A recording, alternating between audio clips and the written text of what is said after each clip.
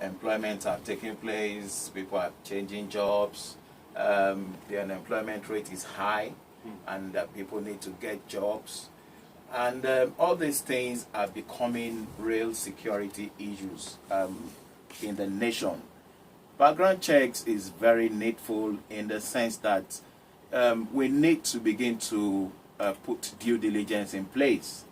We need to begin to put due process in place before we do things. More especially when it comes to the issue of hiring new hands, or maybe going into business processes with total strangers. Well, these are the days of internet. Yes, the world is becoming a global village, and also that is also bringing its own side effect also of people just meeting on the internet or on Facebook or just tweeting themselves, and they're already sharing business ideas with themselves.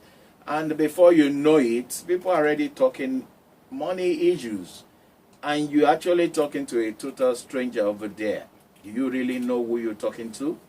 Do you know whether you are talking to a real human being? I've seen instances of those that go visit dating sites, and you see a man telling you he's an American, is working in Nigeria with a multinational, and is interested in having a relationship with you, and you see people falling for such even lies, hook, line, and sinker. Are you really sure that he's an American? If there have been instances that there was actually a very serious scenario of a Nigerian that was actually saying he was actually dating an American online, and he was sending pictures. She asked for pictures, and he had enough pictures to send. And the lady fell for him.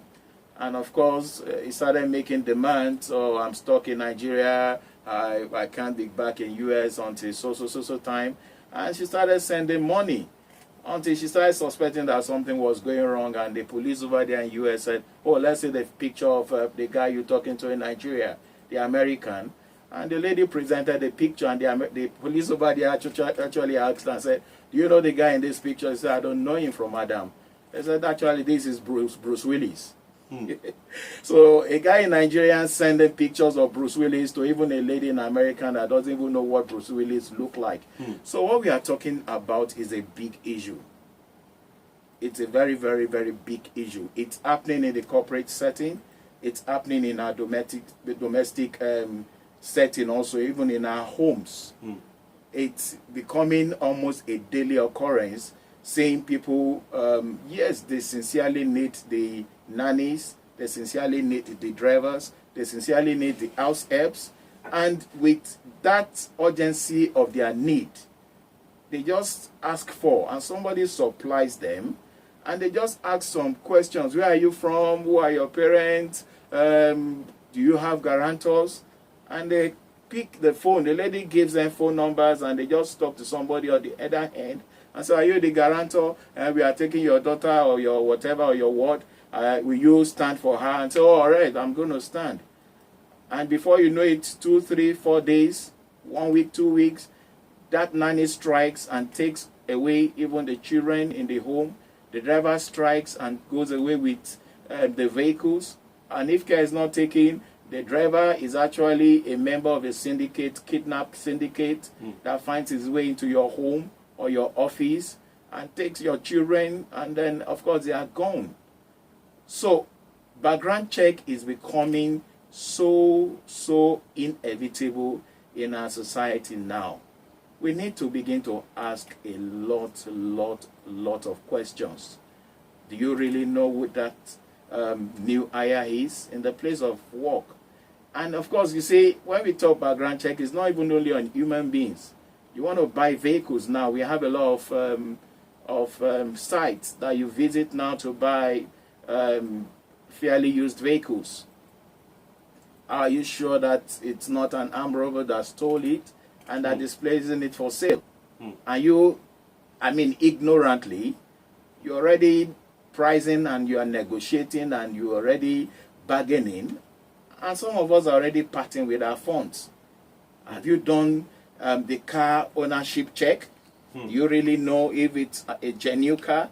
Do you know whether it's actually a car they've been looking for somewhere in Kano, that somebody had come to a place for sale here in Lagos? So we need to begin to ask questions.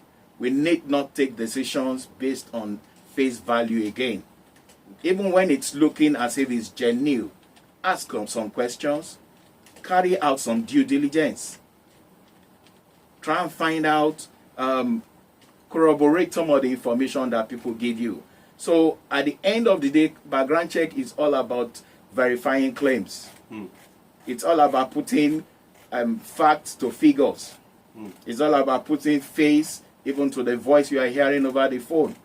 It's all about asking yourself, the CV somebody gave me for the purpose of job. Oh, it's looking so fantastic. Is it just the way it is?